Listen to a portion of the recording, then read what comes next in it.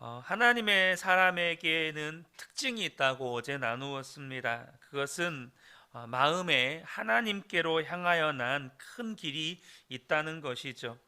그래서 하나님이 기뻐하시는 뜻대로 사는 것입니다.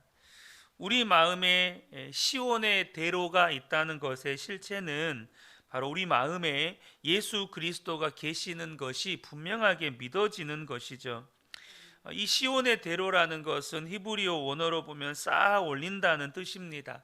그 말은 마음에 있는 시온의 대로는 저절로 만들어지는 것이 아니라 쌓아 올려야 하는 길이라는 것입니다.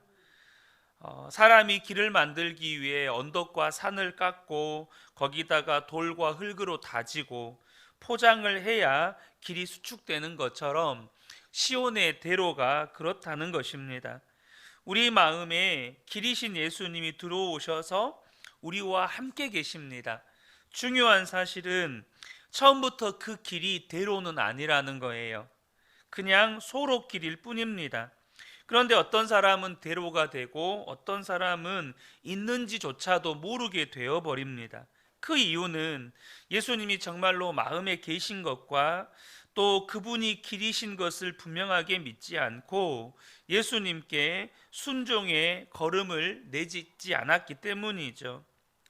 주님과 동행하는 삶이 뒤따르지 않았기 때문입니다.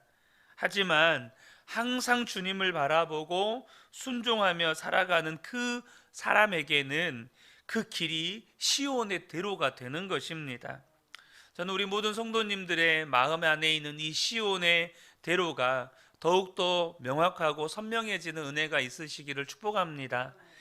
그래서 여러분, 성도는요, 죄 짓는 것을 정말로 두려워하셔야 합니다.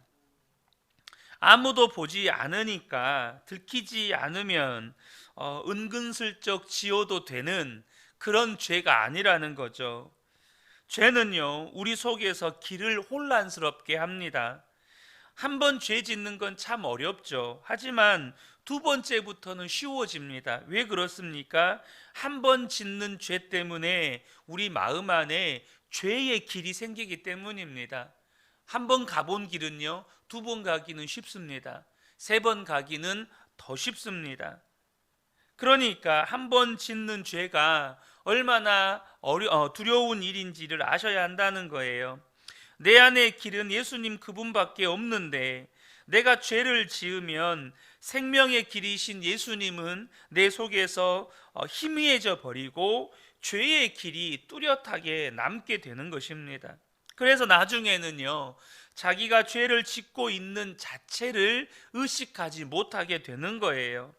은밀한 죄를 지으면서도 이제는 죄에 무감각해져서 자신이 죄 짓고 있다는 의식 자체를 못한다는 것입니다.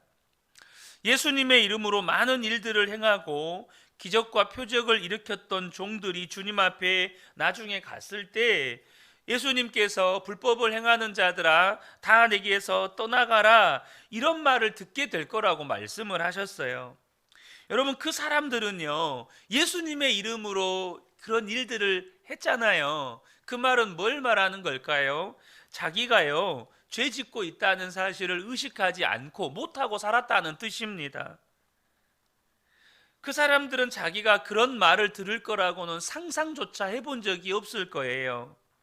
그 말은 이미 감각이 무디어졌다는 것을 의미합니다. 불법을 한 번 저지르고 두 번 저지르고 하다 보면 마음에 죄의 감각이 사라져 버려요. 그러나 주님 앞에 가면 그 모든 것이 다 드러나게 되는 것입니다. 여러분, 저와 여러분이 마음에 시온의 대로가 있기를 원한다면 정말로 가장 시급한 것이 죄를 끊는 것입니다. 하나님께서 우리의 마음에 시온의 대로를 허락해 주셨는데도 많은 성도들이 그 길을 가지를 못해요. 뻔히 그것이 길인지를 압니다. 하지만 살아보면 전혀 다른 길로 가고 있는 내 모습을 보게 돼요. 여러분, 한번 생각을 해보자고요. 만약에 어떤 분이요, 이쪽으로 가려고 하는데 자꾸 몸이 이쪽으로 기울어요. 나는 이쪽으로 가야 된다는 걸 알고 이쪽으로 가고 싶은데 자꾸 몸이 반대쪽으로 기울으면서 다른 방향으로 가고 있다면 얼마나 당황스럽겠어요? 아마도 당장 지금 병원에 가실 거예요. 제가 아는 한 분 집사님이 뇌수막종이라는 것을 이제 발견하고 서울에 있는 큰 병원으로 가려고 가서 진찰을 받으려고 이제 KTX를 타기 위해서 송정리역으로 갔습니다. 그 송정리역 건너편 횡단보도에서 이제 택시에서 내려서 건너려고 하는데 신호가 이제 파란불에서 빨간불로 바뀌려고 깜빡깜빡 하고 있었어요. 그래서 아내 되신 집사님은 그냥 습관적으로 자기도 모르게 얼른 뛰었고, 남편 집사님도 뛰려고 하는데 이 횡단보도 위에서 자기도 모르게 한쪽으로 몸이 기울으면서 횡단보도 위에서 쓰러져 버리신 거예요. 자꾸 나는 앞으로 가고 싶은데 자꾸 몸이 옆으로 기우는 겁니다. 앞으로 가야 한다는 건 아는데 몸이 앞으로 가지지 않는 상태, 굉장히 시급한 상태인 겁니다. 그런데요, 너무나도 많은 성도들이 영적으로 이런 상태에 있다는 거예요. 기도해야 한다는 것을 아는데 기도가 안 돼요. 한 주간 기도 없이 살아요. 말씀을 봐야 한다는 거 아는데 수없이 들었는데 한 주간을 살다 보면 성경을 읽은 것이 없어요. 용서해야 한다, 사랑해야 한다는 걸 알아요. 그런데 도무지 용서가 사랑이 안 돼요. 오히려 내 마음 안에는 미움과 분노와 증오가 더 커져 있는 걸 봐요. 기뻐해야 한다, 감사해야 한다는 걸 이미 알고 있어요. 그런데 알면 뭐합니까?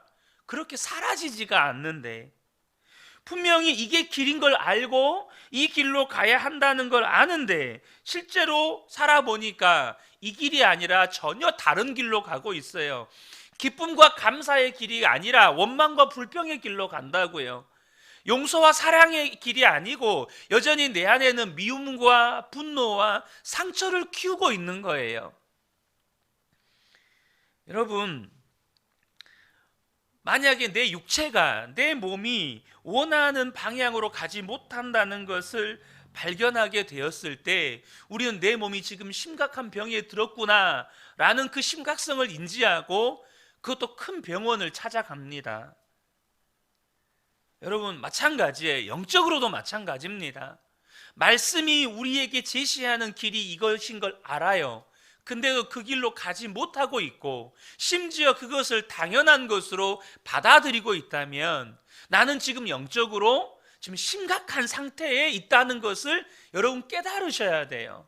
몸이 그런 병이 들었을 때 심각성을 가지는 것처럼 우리가 영적으로 우리의 믿음이 말씀이 원하는 길로 가지 못하고 있을 때 그 심각성을 가지고 기도하셔야 된다는 거예요.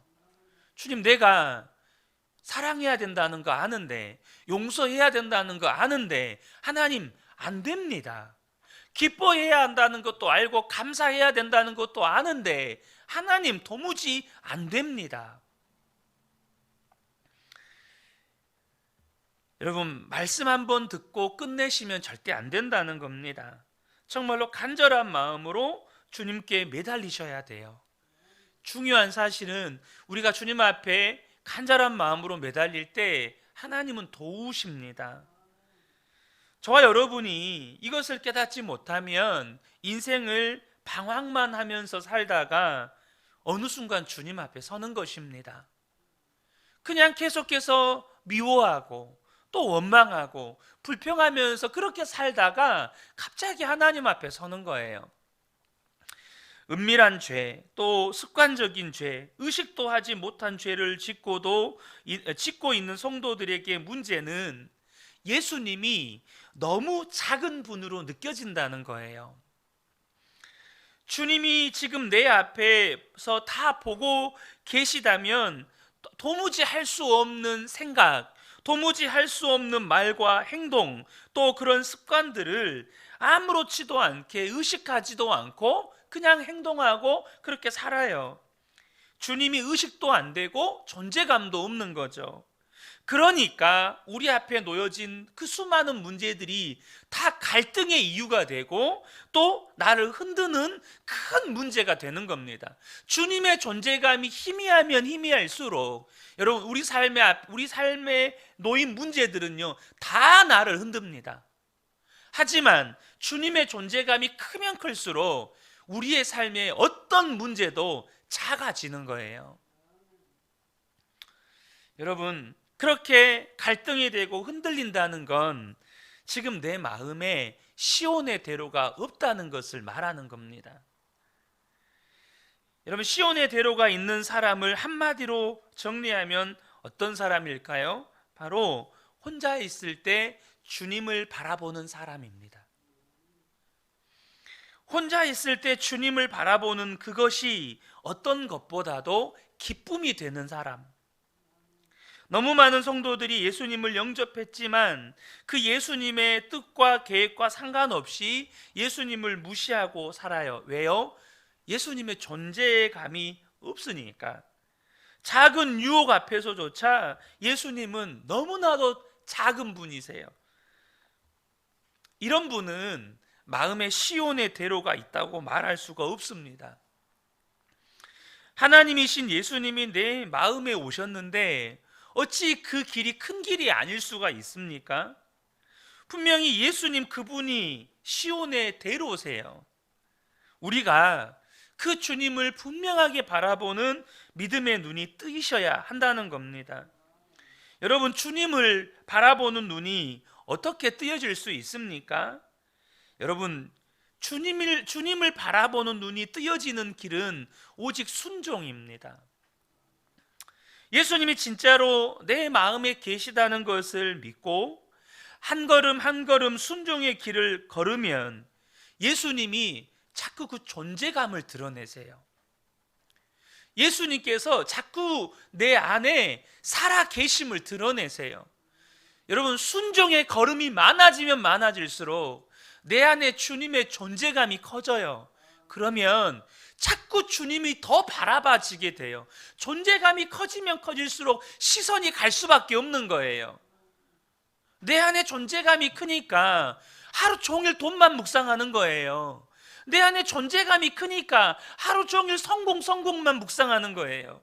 내 안에 존재감이 크니까 내가 원하는 그 무언가가 커지기를 바라는 마음이 내 안에서 계속해서 묵상이 되는 거예요. 그런데 여러분, 주님의 존재감이 커지면요, 주님이 묵상이 되는 거예요. 우리가 시온의 대로를 오늘도 나누었지만 원어적으로 우리가 길을 만들어야 한다고 나누었잖아요. 하지만요, 저와 여러분이 더 근본적으로 들어가면 여러분, 그 길을 만들어 주시는 분은 하나님이세요. 무슨 말이냐면 우리가 하는 일은요, 믿음으로 말씀에 순종하는 거예요. 그런데요, 한 걸음 한 걸음 순종하면 내 순종보다 하나님의 역사하심이 훨씬 더 커요. 우리 그러잖아요. 순종은 마중물일 뿐이에요. 그런데 순종하면 그 깊은 샘에서 끊이지 않는 샘물이 솟아나는 거예요. 그러니까 마중물의 순종일 뿐, 우리의 삶에 살아나게 하는 것은 여러분, 그 샘의 깊은 샘의 근원에서 끊이지 않고 솟아나는 샘물이 나를 살리는 거잖아요. 그러니까 우리가 순종의 한 걸음을 내디딜 때 여러분, 시온의 대로는 주님이 온전하게 만드시는 것입니다. 물론 여러분, 오늘 이 말씀을 보면요, 이 순례자가 예루살렘을 향하여 가는 길에서 그 길에서 쓰는 시거든요. 근데 여러분, 순례자의 걸음이 쉽습니까? 순례자의 걸음은 눈물의 골짜기를 지나야 돼요. 오늘 본문에도 그 내용이 나와 있습니다. 순례자의 길은 순탄하지가 않아요. 수많은 눈물 골짜기를 지납니다. 그 말은 포기하고 싶은 위기의 때도 온다는 거죠. 그러나 그때마다 하나님이 도우십니다. 그때마다 하나님이 힘을 주시고 또 주십니다. 그 예루살렘 성전을 향해서 한 걸음 한 걸음 갈 때마다, 순종의 한 걸음 한 걸음을 내디딜 때마다 때로는 눈물 골짜기를 지나야 될 때가 있는데 주님이 도우신다는 거예요. 6절과 7절을 보면 그들이 눈물 골짜기를 지나갈 때에 샘물이 솟아나서 마실 것입니다. 가을비도 샘물을 가득 채울 것입니다. 그들은 힘을 얻고 더 얻으며 올라가서 시온에서 하나님을 우러러 뵐 것입니다. 여러분, 순종의 한 걸음이 때로는 눈물의 걸음이 될 때가 있잖아요. 그 순종의 한 걸음이 때로는 내 모든 것을 내려놔야 하는 걸음일 때가 있어요. 눈물의 걸음이죠. 근데 여러분 꼭 기억하시면 좋겠습니다. 그 순종의 눈물의 한 걸음을 내디딜 때 여러분 샘물이 솟아나는 것입니다. 순종의 그 눈물의 한 걸음을 내디딜 때 가을비가 샘물을 가득 채우는 거예요. 순례자가 순례의 길을 갈 때 그 길을 끝까지 가게 해주시는 분은 순례자 자신이 아니고 바로 하나님이시라는 거예요. 우리가 천국까지 가는 삶도 마찬가지입니다.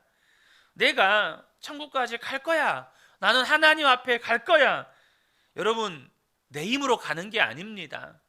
그렇게 저와 여러분이 사모하면서 주님의 인도하심에, 주님의 말씀에 그렇게 순종의 걸음을 내디디면 성령께서 도우시고 힘을 주시고 또 주신다는 것입니다. 그래서 결국에는 하나님 앞에 설 수 있게 만들어 주신다는 것이죠. 이 시편 84편은 보시면 아시겠지만 고라 자손이 쓴 시라고 소개가 되어 있습니다. 여러분, 고라가 누굽니까? 우리 남자 성도님들 지금 읽고 있는 그 민수기장에 보면 이 고라 자손에 대한 내용이 나옵니다. 그들은요, 민수기 16장에서 모세를 대적했던 사람들입니다.